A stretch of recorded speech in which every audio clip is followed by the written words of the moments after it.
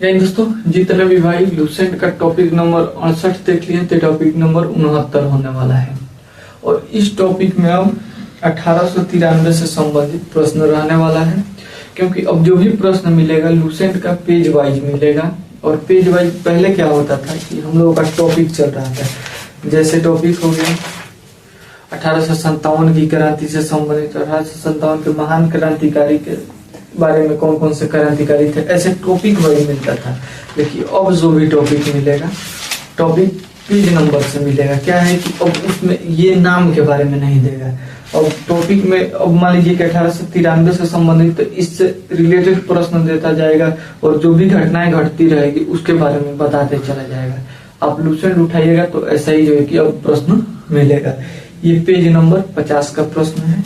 ये पेज मैं इसलिए बता दिया हूं क्योंकि आप देखिएगा तो उसमें का प्रश्न 100% मिलेगा। तो आज का प्रश्न है 1893 का वर्ष एक परिवर्तन बिंदु। आप लोगों को मैं बताने के लिए आता हूँ, पढ़ाने के लिए मैं बिल्कुल नहीं आता हूँ, क्योंकि मैं खुद पढ़ता हूँ और सोचता हूँ कि कभी कभी लूसेंट का प्रश्न जो है कि इसमें थोड़ा सा टॉपिक रख दिया जाए और लूसेंट का टॉपिक वाइज प्रश्न बोल दिया जाए। क्योंकि क्या होता है, कुछ लोग यूट्यूब पे बताते हैं लेकिन लूसेंट का 100% प्रश्न नहीं रहता है, इसलिए मैं ये एपिसोड स्टार्ट किया हूँ। तो आज हम लोगों का पहला प्रश्न है 1893 ईस्वी में विश्व धर्म सम्मेलन में अमेरिका के शिकागो में जब स्वामी विवेकानंद गए थे, तो 1893 ईस्वी में वहां पे जैसे ही अमेरिका वासियों को सिस्टर एंड ब्रदर से संबोधन किए, उस समय से भारत को कुछ अलग नजरिया से देखा जाने लगा।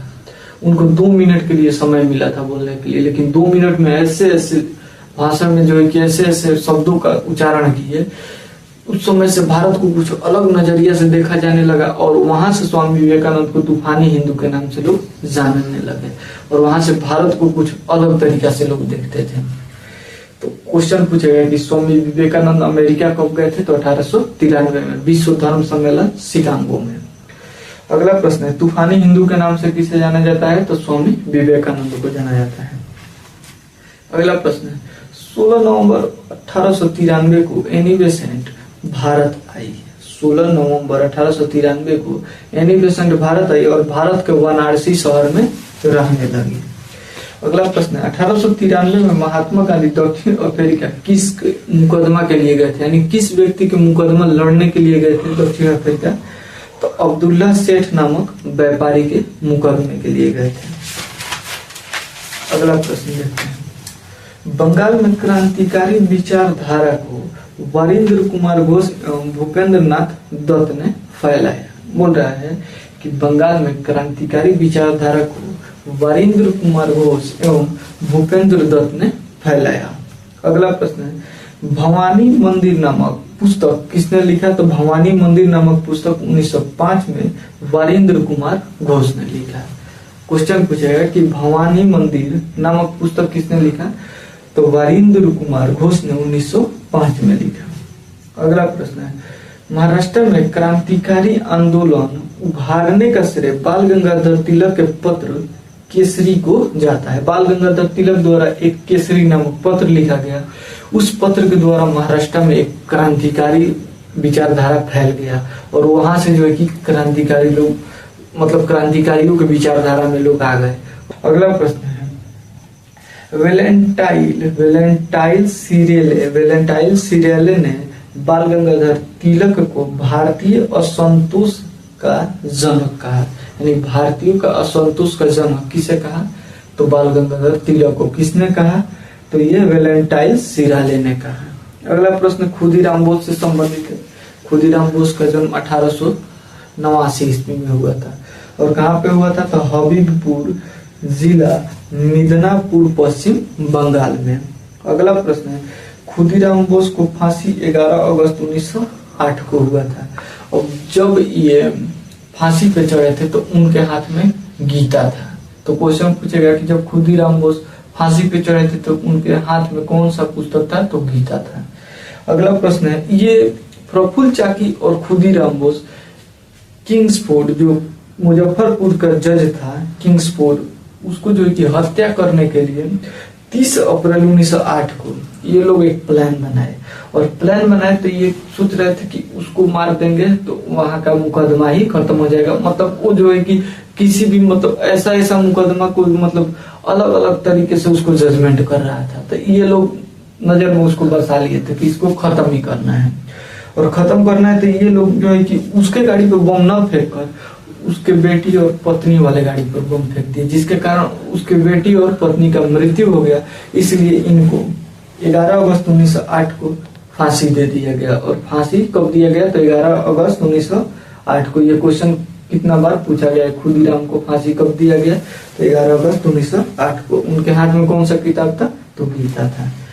अगला प्रश्न पूछेगा, क्रांतिकारियों का पिता श्यामजी कृष्ण वर्मा को कहा जाता है। क्रांतिकारियों का पिता किसे कहा जाता है? श्यामजी कृष्ण वर्मा को। कुछ प्रश्न पूछेगा, कुछ प्रश्न नहीं पूछेगा, और सब प्रश्न मैं इसलिए बता रहा हूँ क्योंकि लूसेंट का जो प्रश्न है, तो लूसेंट का टॉपिक वाइज प्रश्न बता रहा हूँ, इसलिए टॉपिक वाइज एक प्रश्न को मैं ध्यान पे रख रहा हूँ। अगला प्रश्न है, मदन लाल डिगरा ने विलियम कर्जन वैली को 1 जुलाई 1909 को गोली मार दिया। मदन लाल डिगरा जो थे वो विलियम कर्जन वैली को 1 जुलाई 1909 को गोली मार दिया, और 16 अगस्त 1909 को मदन लाल डिगरा को मृत्यु दंड यानी उनको भी फांसी दे दिया गया। अगला प्रश्न है, वायसराय लॉर्ड हार्डिंग ने 1911 ईस्वी में दिल्ली में भव्य दरबार का आयोजन किया।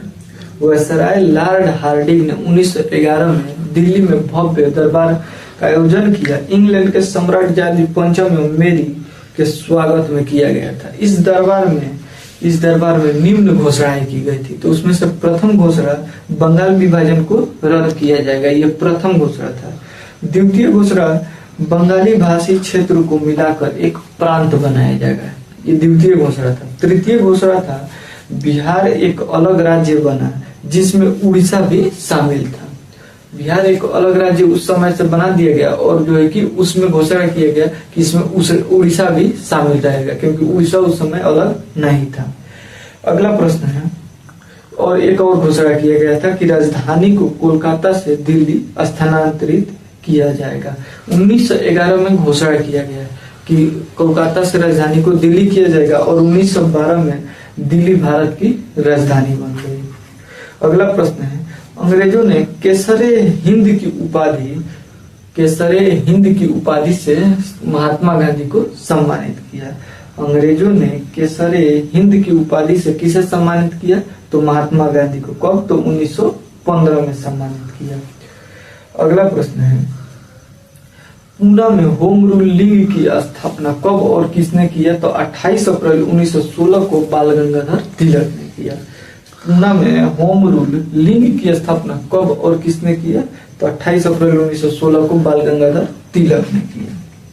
अगला प्रश्न है, गांधी जी ने प्रथम विश्व युद्ध में सेना में भर्ती होने के लिए भारतीयों को प्रोत्साहित किया, इसलिए गांधी जी को भर्ती कराने वाला सार्जेंट कहने लगे। लोग जो है कि भर्ती कराने वाला सार्जेंट गांधी जी को क्यों कहने लगे? क्योंकि प्रथम विश्व युद्ध जब चल रहा था तो उस समय गांधी जी प्रोत्साहित करने लगे कि नहीं, सेना में जाना चाहिए और भारत के लिए लड़ना चाहिए। और गांधी जी को ऐसा लग रहा था कि अगर हम अंग्रेजों का साथ दे देंगे तो अंग्रेज हम लोगों को आजाद कर देंगे, लेकिन बिल्कुल ऐसा नहीं हुआ। 13 लूसेंट से संबंधित कुछ प्रश्न जो मैं आप लोगों को बताया। अगला प्रश्न हम लोगों का रहने वाला है, गांधी जी से संबंधित ही रहने वाला है, साबरमती आश्रम से। तो कल का प्रश्न ये रहने वाला है, और ऐसे प्रश्नों के लिए, ऐसे लूसेंट का टॉपिक वाइज प्रश्नों के लिए हमारे चैनल को सब्सक्राइब जरूर कीजिएगा, इस वीडियो को ज्यादा से ज्यादा शेयर कीजिएगा। मिलेंगे नेक्स्ट वीडियो में, तब तक के लिए जय हिंद।